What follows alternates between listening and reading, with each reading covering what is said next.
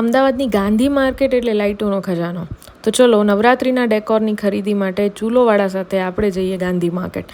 સૌથી પહેલાં તો આ દુકાનમાં પહોંચીને અમે રોપ લાઇટ માંગી, જે પાછળ દેખાતી હશે. 300 મીટર જેવી રોપ લાઇટ લીધી અને આ એક્સટેન્શન લીધા, કારણ કે લાઇટો કાપવી પડે.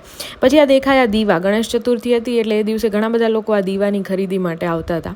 એ સિવાયના ડેકોરમાં મને દેખાયા આ ફૂલોવાળી સિરીઝ, જે મને ગમી. અમે 5 કલર લીધા.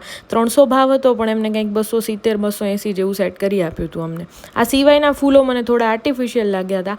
બિલ બનાવી અને થોડી ભૂખ લાગી હતી. મારું ફરાળ હતું એટલે મેં ચેવડો પસંદ કર્યો જમવાનો, અને બીજી એક ફેમસ પ્લેસ પર ગયા જ્યાં આ જમ્યું હતું જે મેં નહોતું જમ્યું. અને આ સરસ મજાનું લાલ સાટીન પરચેસ કર્યું હતું અમે ગજેબો માટે. સાંજે પહોંચ્યા હતા આ પંડાલ જેવી જગ્યા પર કે જ્યાં સરસ મજાની ફ્રેમ મળતી હતી.